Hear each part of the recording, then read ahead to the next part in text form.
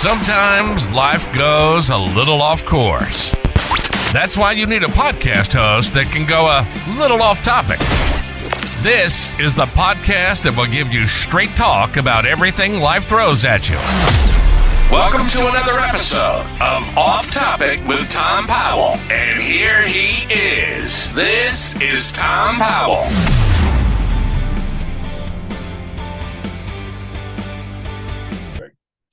Is it Matt or Matthew?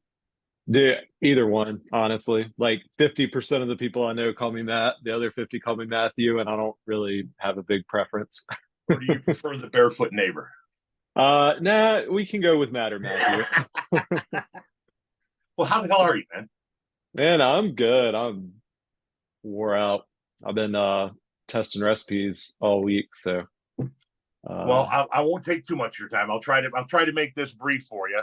This was great. This gave me the perfect excuse to call it a night early and go on and get my shit posted for the day. And I'm out. I'm off the clock after this. So. Right on, man. Listen. I know I do a different type of content than you do, but this podcast over here is for me to get away from that type of content and for me to talk to people who I find interesting from all sorts of walks of life. I mean, I've had all kinds of different people on here. Awesome. I've had some people from the type of content I do, but I've also had, cooking people and astronauts and scientists. Last night, I spoke to a PhD in animal behavior. It's just kind of all over the place. That's great. I love it. And I love your content, man. I absolutely love your content. I appreciate that. Look, I've been watching you. You were probably one of the very first accounts I followed when I got on TikTok back in April 2022, I think. So no kidding. Yeah. So that day you stitched me and was talking about my recipe, it said Tom Powell stitched your video, and I was like, holy shit. And I'm like, in my head, I'm like, Tom Powell, political commentator, what the hell is he stitching my cooking video for? You know what I mean? Like, yeah. So yeah, it was wild. But now look, I mean, your account's bigger than mine, and see, people react to people when they have a large following, like there's some kind of, oh my God, this is that. I'll be in a Montgomery Ward or a Sears or something somewhere, and somebody will be like, "Hey, you're that guy from TikTok." I'm like, I'm just some schmuck from Shanahan. There's nothing special going on here. You don't need to go. Yeah, same. So I want to talk obviously about all of the things that you do. I want to start with, obviously, is this something that goes way back with you? Is this something that you've had a passion for a long time? Because I know there are a lot of guys out there that they take pride in their grill skills, and now everybody's got to have a Blackstone. And I was one of those guys that was always like, you know what? I have a phone and a credit card. I can eat any day I want. I don't want to cook. Yeah. Shit. So how long have you been passionate about this? Since COVID hit. I never learned how to cook growing up. So, and then most of my adult life, I worked in the service industry, but I was always front of the house. I was always bartending and managing restaurants and hotels and stuff. And I just never picked up how to cook. I was terrible at it, actually. And so I had just a couple years before COVID hit, I made a career change, and I was working in insurance adjusting. Okay. And they sent us all to work from home. And I was like, man, I've got all this, because I was commuting over an hour one way every day. So I'm like, I have 2.5 extra hours in my day now. Damn it, I'm gonna learn how to cook. And I never really wanted to I never really cared to I don't know how to describe it. I didn't want to be Gordon Ramsay. I just was tired of not being able to just cook dinner on a Wednesday night. You know what I mean? I was right. I just want to know enough that I can get in there and look in the pantry and be like, I've got this, this, and this. Okay, I can make dinner, So that's what I set out to do in 2020. So COVID really changed a lot of lives. Yeah, I wouldn't be here right now if it wasn't for COVID. And that sounds so morbid to say, but But it's true. Yeah. Listen, I mean, not to kind of go off path, but the morbidness of things that change our lives are the very real things. I would have never met my wife. I would have never had a landscape career. I would have never had my children or anybody that I know in my life had Jerry Garcia not died. Wow. I, That's I talk was about following the butterfly Grateful Dead. effect. I followed the Grateful Dead from 93 to 95. I worked for a carnival from 92. I folded in with the Grateful Dead. I followed them all the way to Jerry's death. And my intention was to keep living that nomadic lifestyle. I had no intention of stopping. For 4 years, I lived in a tent and I hitchhiked back and forth across the country. Jerry's death made me stay where I was, get a job, and get an apartment and be an adult. And that sucked for a minute. And then I met my wife, and everything about my life is here because Jerry had a heart attack. That's insane. That is absolutely wild. So Yeah, I dig it's what you're crazy. saying. I mean, not dig, but I understand what you're saying about the morbidness of you needed a global pandemic to change everything in your world. Yeah, absolutely. I'd still be schlepping it in an hour and 15 minutes one way every day. I mean, look, I cannot complain. It was a great job, and I would still happily be there. I really actually enjoyed my job. So, I don't have some story about how I was so miserable at work and I hated everything. I actually enjoyed my job. I enjoy this more. So, You're in Louisiana, right? Mississippi on the Gulf Coast. Oh, you're in Mississippi. Why did I think you were in Louisiana? I get that a lot, yeah. But I think it's probably, I don't know. I interact with a lot of the Louisiana cooks on TikTok, Okay. so I think people just kind of associate me with them. But I'm about an hour ish from New Orleans. Okay. Well, I do apologize retroactively for every nasty thing I've ever said about your state. Oh, yeah, that's okay. It's all well deserved, I'm sure. I guess I always kind of associated some of the cooking styles that you did, like you said, you associate with the Louisiana chefs. Some of the decor, like the clock you have in your Yeah. kitchen, it's very New Orleans esque. It's very Louisiana esque. Yeah, and the Mississippi Gulf Coast, like the people in the coastal counties always say that we should just be our own state.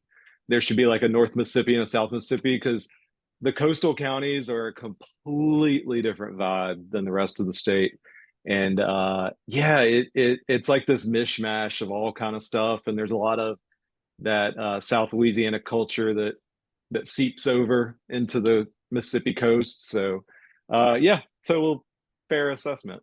It's definitely an extraordinarily unique food scene. New Orleans is the one city I've been to the most in my lifetime outside of the city of Chicago, and the food vibe definitely is something that I always attracts me back. Renee and I were Oh just yeah. there a year or two ago to get on a cruise ship, and we went in a day early. Mardi Oh. Gras was going on, and the food scene was something she was digging as well. So speaking of the food scene and all of that, so how do you get? Do you like come up with your own recipes? Is it stuff that you kind of like mishmash together from other people that you've seen? Are you pulling shit out of your ass, or are you putting a lot of time into this? Because I got to tell you something. It's a combination for me of, damn, that looks like a good meal, and it looks like it was born out of, fuck it, this is what I got. Yeah. D, all of the above. Yeah. So yeah, sometimes I always try to give credit. If I cook someone else's recipe, if I change a couple things, I still always try to tag them and give them credit because I think that's just good practice. Um, but then yeah, some of it is just, I'm laying in bed late at night and I may be in an altered state of mind and something sounds really delicious. And I'm like, I'm gonna make note of that and I'm gonna explore that tomorrow. So yeah, yeah, and then you just see things and you're like, oh, I'm gonna take that and I'm gonna take a little bit of this. And I like how they cook their rice and I'm gonna roll it all together and try to make it And my own. see how it works together. You have to have a pretty decent palate then. I have a very limited. Oh, I have the palate of a 5-year-old. I mean, have you seen what I cook? Like, So how does that work as a cook? Because you got to be willing to try different tastes and stuff. oh yeah, I'm totally willing. But and one thing I say on my channel a lot is I don't cook. People want me to cook all this crazy stuff, and I'm like, I don't cook stuff I'm not gonna eat. Like everything you see me cook is stuff I would eat. Right. Like I, Stuff I you're just making for dinner for you and your partner. Right. I'm not going to cook anything that I would not actually cook on a normal night and actually eat myself. In fact, it kind of irks me. I do not. There is a genre on the food side of TikTok that irks the shit out of me, and it's the rage bait videos where they're just obviously grotesque recipes just to get Oh yeah. clicks and get people commenting. And that, I don't know why, but that really bothers the shit out of me. I do not like it. Um, but yeah, I just cook what I eat, you know. I don't it's hard not to get intimidated sometimes, I won't lie. Because you know, especially I got my little blue check and you've got a couple million followers and you know, you got a publisher working with you now, and it's it's a little intimidating sometimes because you're like, you see these other like real chefs and you're like, damn, should I be upping my game? Like, should I really be, you know? But then I got to remember, like, I've built a whole audience on just people who don't want to do all that shit. They just want to throw it in a pan and be done with it and put dinner on the table. So, you know, that's who we are. You've built a following out of being real. And if there's one thing that I think that I've learned in the 4 years that I've been on TikTok, it's that real wins, and everybody can see through bullshit at some point in time. They might Yes, they buy can. into the bullshit for long periods of time, but eventually they see through the bullshit.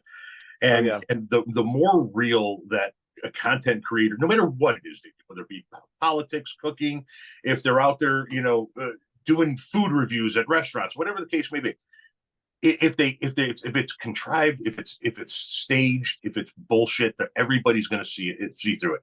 And that's why I like your cooking channel amongst all of the other cooking channels. Is it truly is like, you really, I don't know how we're going to ask about how you came up with the name, but it truly is like I'm in my neighbor's kitchen getting a recipe going, I don't know what to cook. Well, come on over, we're throwing shit in a pan, let's work it out. Yeah.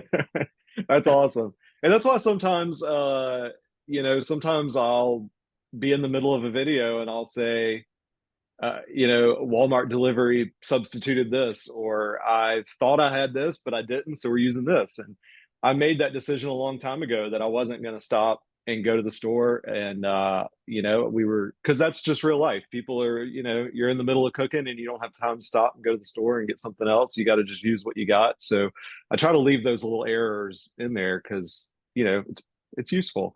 You know, like that. And yeah, every once in a while I'll make sure. You know, sometimes I have something really, I want to do a deep dive. I think the last one I did was pot roast, and we did like this deep dive on pot roast start to finish, and that kind of stuff. I will. I'll make sure I've got all the, you know, everything I want to get across is here.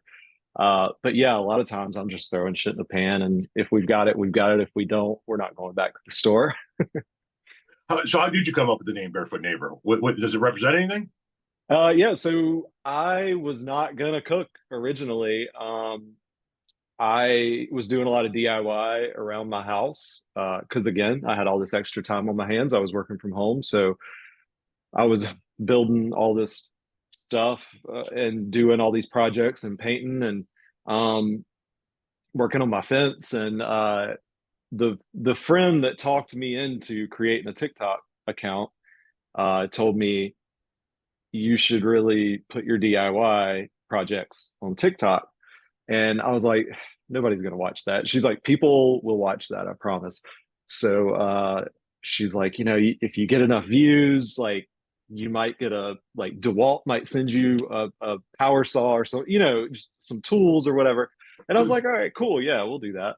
So I was coming up with my screen name, and I just I said, "Your barefoot neighbor," because I am always that guy that's out here in the cul-de-sac in my yard doing something, not wearing any shoes with a beer, and you know, wants to come over and talk to you all about your grass regimen. And you know, do you need it? I have an extra post hole digger. Do you need it? Like, I'm that guy. So I was like, yeah, your barefoot neighbor. That's what I want it to feel very casual. I want it to feel very, because that's what I wanted to do with my DIY too. The same thing I do with cooking. I wanted it to be, you know, all my DIY videos were like, let's build this plant ladder, but I'm only going to do it with like this handsaw and a and a drill. That's it. That's the only things you need, you know? And so when it got hot, it gets hot in Mississippi, and summer hit and it was blazing hot. And I was very quickly became miserable because I was drenched in sweat and covered in sawdust, and my phone was overheating and shutting off trying to film. And I was getting pissed, and I was like, I'm not doing this DIY shit during the summer. This is stupid. I'm not doing it. So I just kind of posted some bullshit for a while. I was doing like the trending audio and just some little bullshit videos because I was in it now. I don't know, 25, 30,000 followers, and Right. you know, you're in it. Like, so you know, I'm posting shit. And yeah, one day, like August, I think, 2022, I posted what I was making for dinner. I didn't even talk or anything. I literally just little video clips with like some audio music over it, and people seemed a little interested. So I started doing a little bit more of that, and a little bit more, and a little bit more. And by the end of the year, I was almost exclusively cooking, and that was it. so, Yeah. so everybody thinks I'm a play on the Barefoot Contessa, and I'm like, no, I wasn't originally cooking. Yo, But I didn't even think about the Barefoot Contessa, but yeah, that's an interesting plan. That's yeah, yeah. How old are you?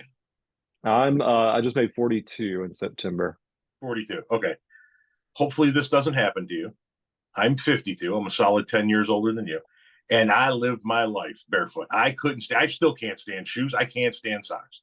Yeah. But I'm going to tell you something. Every time I step outside barefoot now, I get a little bit more tender on the bottom of the feet, a little bit more cold. The digits are getting a little bit more frosty.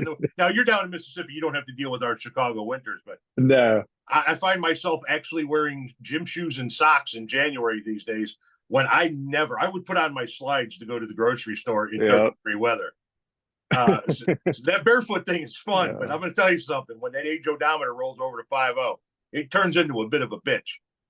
Oh, it's already caught up to me. Oh yeah, I've got my left knee is my crunchy knee, so Okay. I've at least got to have flip flops on now. There's no more running around barefoot too much for me these days.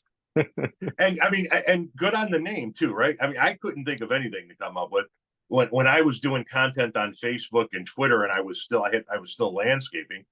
I called myself the liberal landscaper, and I was like, that's a stupid fucking name, but it's the name I went by. And then it's funny you talk about how you have a friend that talks you into doing TikTok. My wife Renee talked me into doing TikTok. Really? I was doing stuff on Facebook and Twitter, and I had, I don't know, like 4,000 followers on Facebook. I thought that was a lot of followers. And I was going to I did a Christmas giveaway every year. So at the beginning of December, I would announce what I'm going to give away and what the rules were to the contest, and somebody won something. And that year, 2020, I was giving away a personal vegetable box, we'll call it. And I put that out there and got a whole bunch of people starting to participate. And then I received a 30-day ban from TikTok. It was December 10th, 2020. And I was aggravated because now I couldn't give my product away before Christmas. So I went over to Twitter in a rage and was doom scrolling. And I said something nasty to somebody, and I received a lifetime ban on Twitter. And all of that happened within an hour. Right. And my wife looked at me and said, you should start a TikTok account. And I said, I have a face for radio. Nobody wants to see this. And what am I going to do? I'm just going to yell about politics the way I yell about it in the written word. And she's like, just start a TikTok account and just watch, just look. Yeah. And sure as shit, I started it December 10th, 2020. I made 2 videos that December, one of the dog and one of the Christmas tree. And then I kind of went along, and then in January I started making videos. And I remember doing one in my truck where I just kind of went off and was ranting and raving. And I woke up the next morning and I put on 18,000 followers, and I was like, what the hell's going on? And then I did like a reply video to somebody who left a comment on it. And as you know, that's most of what I do is reply videos. Yeah. I did this reply video to somebody who left a comment, and then that reply video got me like 110,000 followers in 4 days. And it was off to the races at that point in time. It was just, then all of a sudden everybody was like asking me questions. And for 4 years, I've just been replying to people and answering questions. But I it's feel from, like TikTok was the wild, wild west back then. oh, it was crazy. It was a completely different time back then, and it doesn't Yeah, seem like it should be. It's only 4 years ago, but it really was a completely different time. it was. A friend of mine kept trying to get me on it back in 2020. She was like, because so it's funny that I make my living on social media now because after the 2020 election, I work was chaotic and it was super stressful. And I don't talk about politics publicly, but I am Right. very, very, very interested. It fascinates me, and I keep up with it. And I had been following that election, and just how contentious it was. Yeah. And I really just got to just with work and everything, this place where uh, I was like, man, I gotta do something. Like I've got to make a change because I mean I was just miserable. And so I was like, you know what? The day after the election, I'm getting off social media. I was like, I want to see it up to that point, and then I'm off social media. And I did. The day after the Yeah. election, 2020, I deleted every social media account I had. And I don't mean deactivated it or like put it on hold. I deleted everything. And I went off the grid for, well, until April 2022. And I spent that year, I just stayed offline and read a whole bunch of books and kind of got my head on straight and got myself in a better place.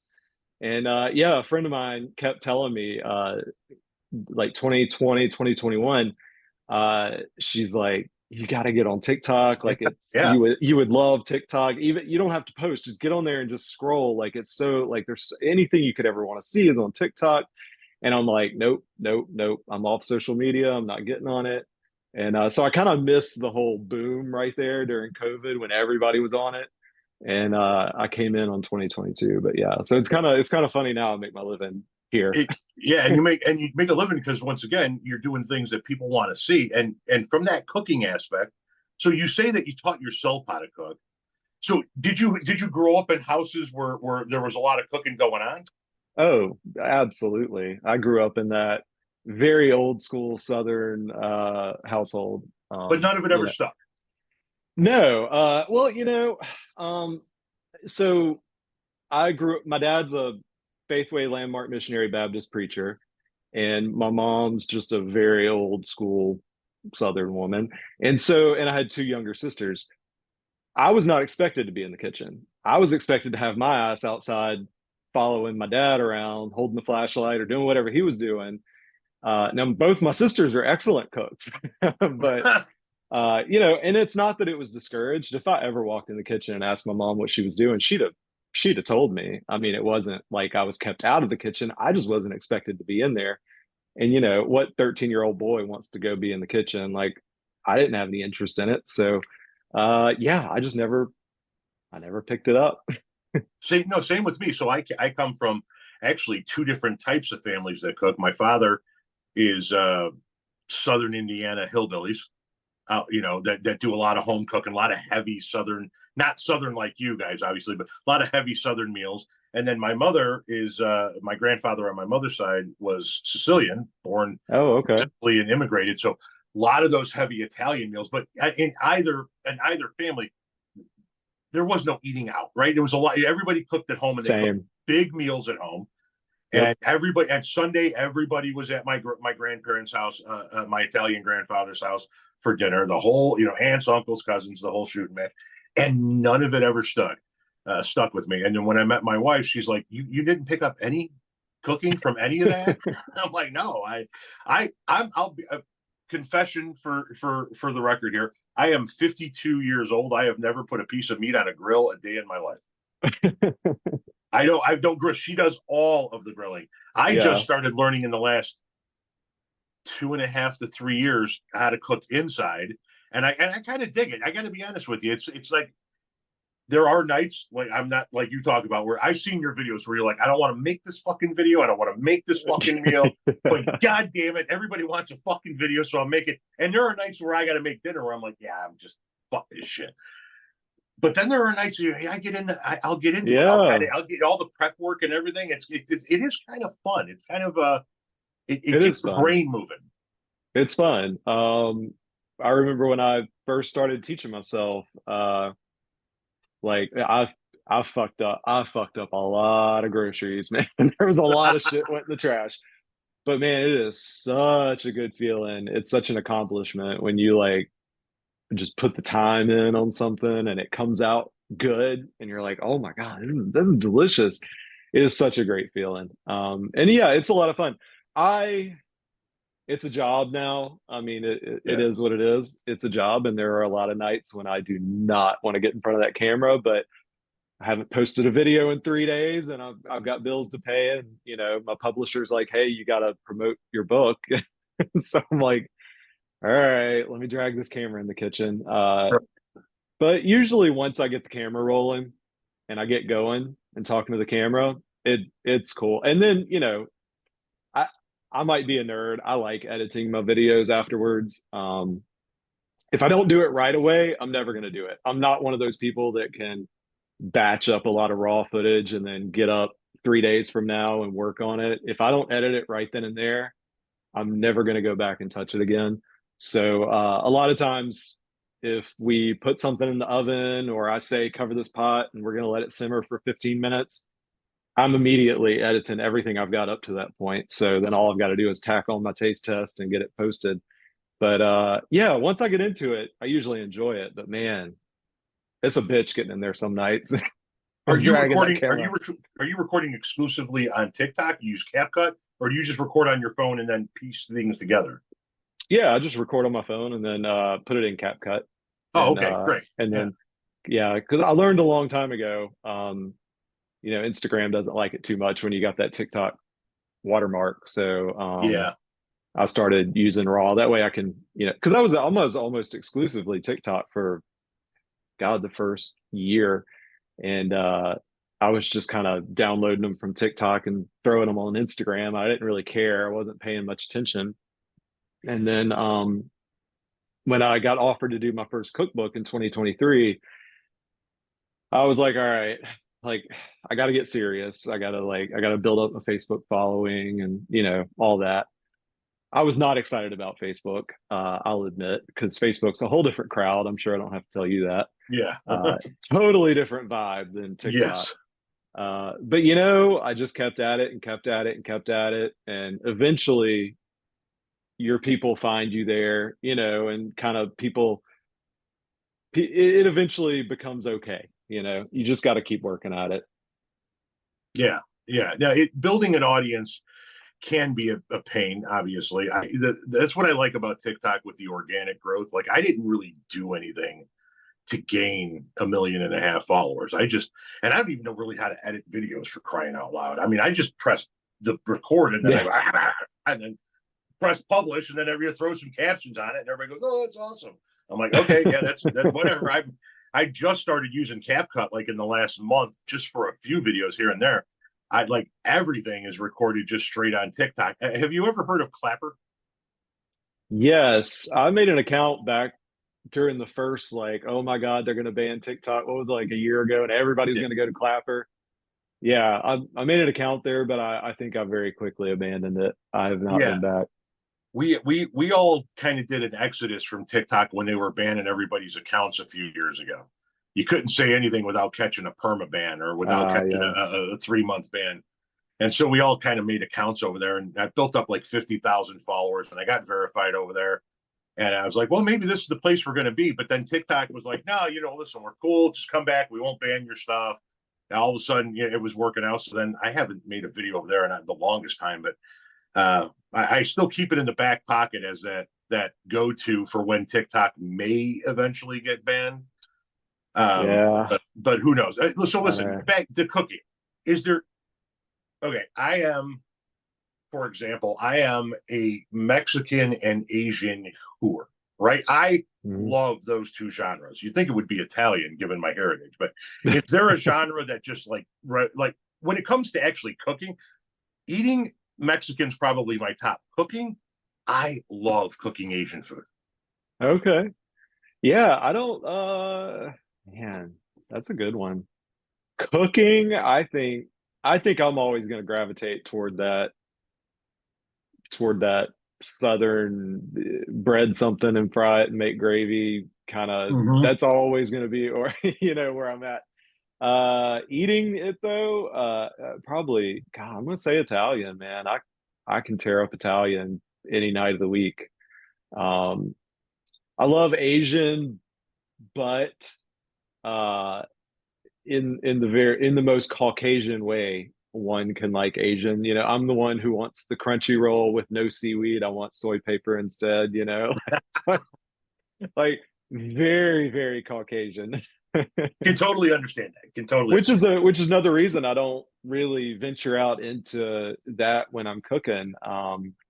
Like I make fried rice and stuff at home for us, but I don't think I've ever filmed it because I'm like, it's such a dumbed down like white boy version of it Yep. and there's so many good Asian creators who are cooking good Asian food. Like I'm just like, why would I even post that? I'm gonna Yeah, I stay in think my I lane. probably exercise the same kind of brand, right? It's Asian, but it's about as Asian as you're going to get out of a white guy in the suburbs of Chicago's household. Yeah. Yeah, I do Right. General Tso's chicken, I do orange chicken, I do beef and pea pots, the usual hits. Yeah, But absolutely. I love cooking with that damn wok. I love Yeah. it. Oh My yeah, I wok love is my mine. favorite piece. Hmm. And rice, I love rice. I'm Yeah. a big. I, I would prefer rice in some way, shape, or form as a side dish to almost anything else, which is why the Asian and the Mexican really blend with me because of the various rice dishes. The pasta sometimes gets a bit too much for me with the Italian. And I got to be honest with you, the Southern cooking, as good as it is, it just sits in my gut. It's so Oh, it does. It and does. It's like a and brick. exactly. And doing landscape work for 26 years, like in the summertime, you wouldn't know it now given my size, but in the summertime, like I would barely eat in the summertime because it was so damn hot. And Yeah. I'm outside all day long. And then I come home and it takes me 3 hours just to cool down. Yeah, I'm a winter guy. Which is real why I really like when you get into these one pot dishes. I'm a Yeah. crock pot guy. I'm a, beef stew, pulled pork, soup, throw it all in the crock pot, let that shit go all day, come home and let that aroma hit you when you walk in the door. That's Oh, the for kind of stuff sure. I really like. Yeah. Oh, I love that. Any kind of comfort food, anything with a carb in it and a Yes. sauce. I'm good. Yes. I'm good. And a little bit of kick. I like things hot. I like a little bit of heat. Yeah. Now, I can get down with that. my wife not so much, my daughter not so much. But the heat is definitely something. So you got approached to do this book. This book wasn't your idea. Yeah, so the very first book I did was Mississippi Queen. We had just gotten to be friends in the last couple months, and she texted me and she said, "Hey, this company I'm working with is, their whole concept is that they're getting with creators and letting creators turn their media into a book, and then they're going to print them on demand." And I was like, "Oh, that sounds cool." And she said, "You're going to write a cookbook." And I was like, "Oh." She said, "I'm not asking you, I'm telling you. They're going to call you in just a little while and you're going to say yes." And I was like, "All right, okay, cool." 2023, by the way, was the year that I said yes to everything, social media wise. I didn't turn down a single interview, podcast, news appearance, anything someone approached me with, I said yes to. And it paid off because I ended up writing that cookbook, which I did not think was going to go anywhere. And it ended up, we sold 80,000 copies. And then this summer, I decided to self publish. I didn't want to go back with that same company. I wanted to do it myself. So I self published on Amazon KDP. Mm-hmm. And that one sold like 30,000 copies the first month. And it got the attention of the big publishing houses. And so, yeah, they started calling me up. I had HarperCollins and Penguin Random House and a few other smaller ones. And so I just started negotiating from there, and I ended up with Penguin Random House. And yeah, so they took over my self-published book, and they're going to re-release it in November. They've got me in, all the places, Barnes and Noble and Walmart, Amazon and all that. And then they signed me up to write a new book. So I'm testing recipes for that right now, and that'll be out in 2026. And this experience with a big publisher has been, I'm learning a lot. It's been Yeah. eye-opening for sure. It's much different than self-publishing in a great way. It's all good, but yeah. Well, that's good. I hope to experience it someday. Both of my books are self-published, and I would be tickled pink if somebody picked them up and put them in all the bookstores. That would be fantastic. I guess I did not realize you had put out 2 books. I must have missed that somewhere. Yes, so here's the deal. I am an extreme extrovert.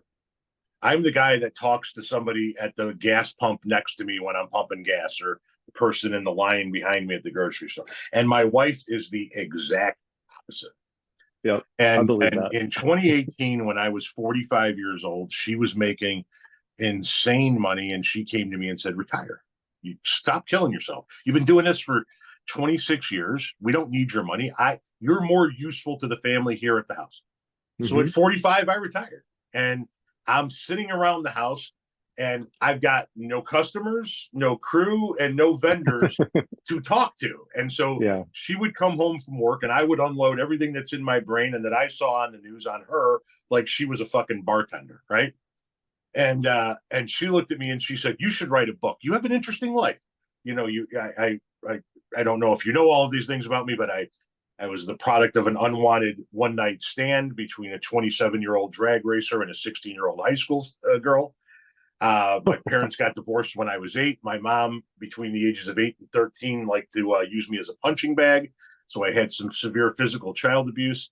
I ran away from my mom's home. My father and I moved to Southern Indiana. I dropped out of high school, kind of milled around the Midwest for a little bit, and then took off and did the 4-year stint, traveling. And my wife tells me, "You should write a book. You have a very interesting life." So I did. I wrote my first book. Is called A Grateful Life, and it's the, I guess, biography of the first 45 years of my life. So I write this book. I get the sample copy. I edit it. So now the book is published. It's live. It's on Amazon. My wife comes home, and every day I would tell her about, this is how many I sold. This is what I did. This is what I did. She goes, "You should start a podcast and tell all of those people about it instead of continuously telling me about it." So I started my podcast. And then eventually I wound up writing a second book as a result of COVID. I was home. She was an essential worker. She would go to work. The kids were home doing the homeschool thing. Yeah. And so I would write her a Facebook post every day in the form of an old Civil War soldier letter. "Dearest Renee, morale may be lost if supplies don't arrive soon." Right. And I described the house as a camp in a war, and the kids as if they were soldiers, and the pets as if they were our livestock. And every day I wrote a letter that started with "Dearest Renee." And then ultimately in May of 2020, my wife had a heart attack. And she's fine. She just, we were smoking too much. And she had a heart attack, and the letters kind of culminate with that. And somebody said, "You should gather up all these letters and put them in a book." And so I did, with a little explanation. And those are my 2 self-published books through KDP. I found it incredibly easy that even a guy like me could publish a book through KDP. Yeah, KDP was super user-friendly.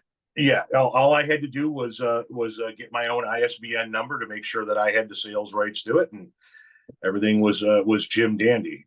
There are no cookbooks in my future, though, because damn, I don't know even nearly as much as you do about that sort of thing. I am still an extreme novice on this. So you do. So you've got, this book is getting ready to go nationwide in November. I hope it is a very good Christmas for you with that. Hey, I appreciate that. I do too. And then you've got a new book, you said, coming out in 2026. Yeah. So okay, we're working on that right now. Any plans for a show? A show? Oh, I don't know. I will say I get invited. I've been invited numerous times on like the cooking competitions on Food Network and stuff. Yeah. I haven't done any of them because like these are like chefs on these shows. I'm just some asshole in his kitchen with an iPhone. Like I'm not. The thought of going up against like Michelin star chefs just does not sound like a good time to me. So I've not done any of those. If the right one comes along, maybe I'll hop on it. Yeah, I don't know. No show in the future that I'm aware of, but you What, never know who's watching or you never know, right? What yep. about a tour for the book? Come again? What about a tour for the book? I don't know. They haven't talked about it for the book, my self-published book that they took over, Keep It Simple. They have not talked about that. They've set up some local events here. I don't know, maybe the one that I'm writing with them that's going to be out in 2026. I don't know what they've got planned for that. Maybe that'll be something, but for now, no, just a few local indie bookstore events Well, I'd love down to here on see the coast. Chicago sometime. I have never been to Chicago. I would love to come to Chicago sometime. I would absolutely love to see you up here because we have an incredible food scene up here. Oh yeah, no doubt. A friend of mine, the same friend who was trying to get me to get on TikTok in 2020, she lived in Chicago for a few years. She went to college up there, and she absolutely loved it, and has been begging us to go on a group trip up there forever. So Yeah. we might need to finally go ahead and do that. What does your husband think about your success? Yeah, Forgive me. Is it husband or partner? husband. Yeah, Husband. Okay, sorry. He I don't want to use the wrong terminology with anybody ever. You know. I either one, but yeah, we made it official last December. So well, we finally, the reason why I'm so conscious about it is I made the mistake of calling my 20-year-old daughter's partner her girlfriend, and she was partner dad, partner. I'm sorry, okay. sorry. I gotcha. She goes, you got to be more mindful when you're talking to people, Dad. I'm like, Yeah. okay, yes, I will be. I promise you. No, he's cool with it. I think he thought I was a little crazy at first for doing all this. We both got hyped up the first time I had a video go viral. You know, we were both like refreshing it on our phones, and we're like, oh my God, you know. And I don't think he ever really thought it was going to turn into much. Not that he didn't think I could. I didn't think it was going to turn into much either. And I just kept plugging away at it. And then I do remember I remember the first month that I had some real money coming to me, like actual, like we can pay our bills with this kind of money.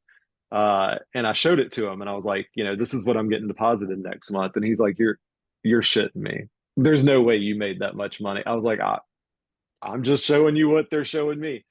And then I think that same month I got my first like big sponsorship, like my big brand deal.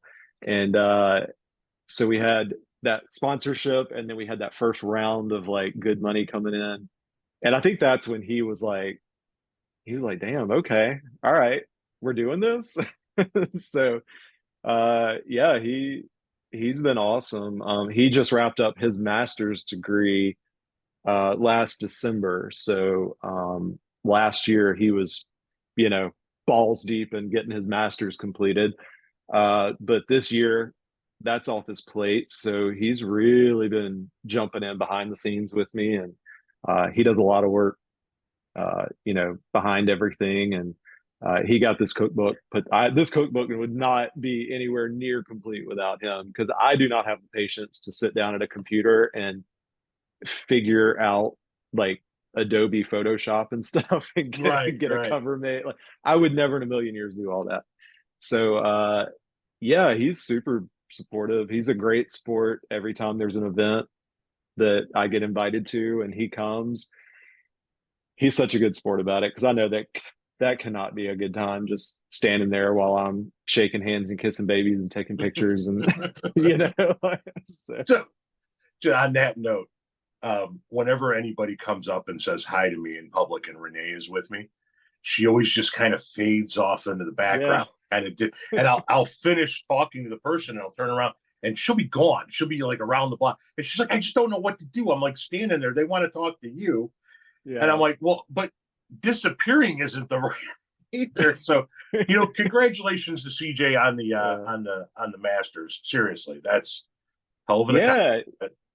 And he decided in his late 30s he wanted to go back to school and get his master's, and he did it. Good, like Godspeed to him, because there ain't no way in hell I'd have ever done it. Like there's no way I'd ever go back to school and do something like that. So yeah, he kind of does the same thing. He I always try to, turn and introduce him, because I don't want him to feel like a third wheel. But I think there's plenty of times where he's more than happy to just kind of fade into the wallpaper and That Homer you know, Simpson going into the bush thing. yeah, Yeah.